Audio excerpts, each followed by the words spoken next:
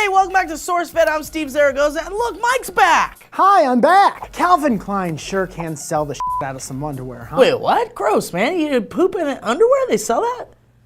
This shit in the underwear? Clearly not what I'm talking about. No, I mean they're really good at selling underpants and using sex to do so. Their most recent ad campaign, #MyCalvins, has come under fire recently for publishing super smexy and to some, borderline inappropriate photos of what models do in their Calvin Kleinas. For example, Kendall Jenner is holding up a grapefruit and she says that she eats in her Calvins. Well, that's not so bad. I eat pizza in my underwear all the time. It's sad, for sure, but not scandalous. Then there's Abby Lee Kershaw, who is pictured with her hand in her undies, accompanied by the text, "I pulse in my Calvins." Okay, we're getting a little horny here. And finally, there's an upskirt style photo of Clara Kristen, which includes the text, "I flash in my Calvins." Ooh, yeah, that's not good. Yeah, but why? Well, because upskirt shots are usually taken by old creepy guys with dangerously low self-esteem at the mall with cell phones. You notice that the phones they use are models that no one's used for years. Old models. Nokias, Flip Johns. But if you follow the actual, I made a fart noise with my hand and that's on me. But if you follow the actual verbiage used in this ad campaign, this isn't that. This is what these models are choosing to do in their own underwear as opposed to what some art director or what some creepy guy at the mall is telling you is sexy about these models. So CK is kind of calling back to today's selfie / I'm gonna take the power of my own smexiness back culture and giving the models the power and letting them tell their own story. Okay, so we basically have two problems with this, and none of them has to do with how sexy the photos are, just to be clear. Number one, Calvin Klein created a fill-in-the-blank style sentence and a hashtag. So what are you paying an ad agency for? Give someone a front-facing camera and ask them a question, boom, done. I just saved you $100 billion. Put it on a building. Put it on a building. Put it on a building. Wilding. And two, the underwear featured in the Clara Kristen photo are super blurry. What are we buying here? What's on the underwear? What are those, hearts? Yeah, seriously, what are those, snowflakes? Seriously, what are those, little circles? What are those? What are those, polka dots? What are those, polka dash dots? Hey, someone worked really hard to design whatever the hell's on that lady's small pants, and you can't focus the camera? Small pants is by far what I'm using for underwear. You from got now small on. pants. Ooh, she had the hottest small pants on. Oh, did you see that? We were on like the third date and I finally got to see her small pants. I couldn't tell what was on them, but man, they were smexy. Hey, remember that Hyperloop thing Elon Musk announced back in 2013? No. Okay, well if not, it's just a high-speed mass transit vehicle that could deliver you from Los Angeles to San Francisco in 30 minutes. Damn, it's like you're a pizza. Well, guess what? It just had its first public demo yesterday, and it looked kind of like a Disneyland ride. Let's check it out. What, are they showing a video clip? Let's show a clip.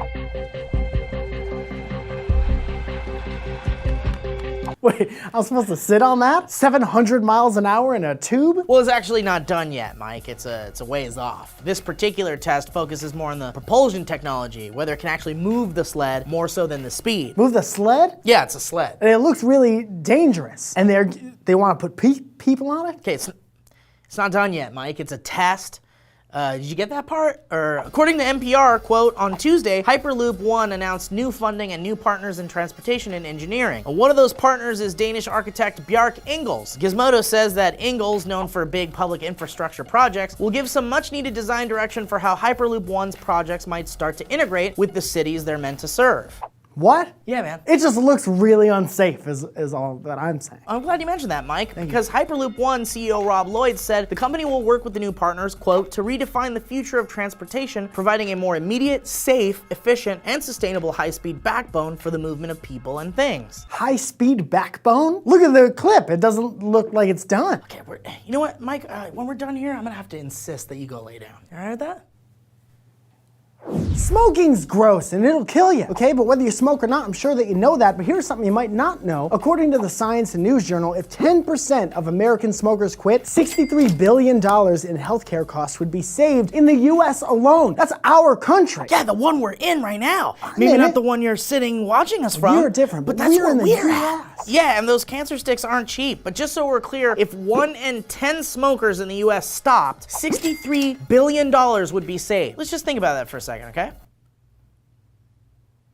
Yeah, that's a lot. It all boils down to healthcare needs, and doesn't it always? James Lightwood, a professor who is part of this very study at the University of San Francisco, discovered that when people alter their smoking habits, the need for healthcare drops. They're fast. I'll say it. Fast. We'll say it together. Fast. Let's say it together. Fast. Researchers looked at data from all 50 states, including the District of Columbia, between the years of 1992 and 2009, which included healthcare costs that were directly linked to smoking. And the study didn't just look at smokers themselves, but also those exposed to secondhand smoke too. Very early on in the study, researchers discovered that both getting people to quit and promoting smoking a lot less alone led to a steady decline in healthcare costs. Not only that, and here's some more information. I'd love it. But researchers also found that within the first year of quitting smoking, the risk of both heart attack and stroke drops by about 50%. Okay, so we're not here to preach about how bad smoking is, because I'm sure you hear it all the time. But numbers don't lie, and this is kind of a big deal. Healthcare is expensive, and the leisurely, cool-looking, stress-relieving sticks of death you're sucking on just make it worse for all of us. Hey, so maybe consider cutting back, huh? You selfish, gross jerks. Hey, listen, we shouldn't be calling people names, you know, but all of what you said is correct. And here's the last story, for example. Love it. So check this out. A 47-year-old man from Salem, Oregon by the name of Kirk Alexander had his life saved on Sunday after his local Domino's pizza chain noticed that he hadn't ordered for 11 days. Man, how much pizza do you have to order to make Domino's care about you that much? About 7 years worth. Kirk, he has about 3 years on me, but I got this cool hole punch card to keep track. Oh my God, I can't. It's pretty. We're running out of play. They're probably gonna give me another one pretty soon. Mr. Alexander was found on the floor suffering from what could only be described as probably some too much pizza related illness by a delivery driver named Tracy Hamblin. Now, Tracy tried to call Alexander on his cell, and when it went right to voicemail, she called 911. Now, the man was taken to the hospital and was in stable condition as of Monday morning, which is what the sheriff's office said in a statement. That'd be funny if his name was Tracy Handlin, because he's a pizza delivery guy. It could be Tracy handling your pizza. Hey, all jokes aside, we wish Mr. Alexander a full and speedy recovery. I, for one, am gonna eat myself a medium hand-tossed sausage and jalapeno in your honor. Yeah, well, you were gonna do that anyway, weren't you? Yes. So, thoughts on the stories? Do you think Calvin Klein went too far? Would you like to ride this clearly not finished yet super fast car to get to San Francisco? Mike, it was a demo. They're trying So it out. fast and dangerous. Why wear a helmet? It's a test, man. Helmet wouldn't even do you want anything. them to just do it indoors and then not film it or Hundo miles something? an hour? It's a test. I don't think so. Mike, god damn. I don't think so. Have you ever studied for a test? What? Did you know the studying part isn't the test? Yes, studies show that if you quit smoking within the first year, your thing for a stroke and heart attack goes down 50%. Yeah, well, what do you guys think about all this stuff? Let us know in the comments. I'm Steve Zaragoza. I'm Mike Falzone. Good to be back. Good to be big. Good to have you big. Ha! Ha! Oh, brown bread, give me some of that brown bread. If you don't go to school, I'm gonna get Daddy to give you a spanking.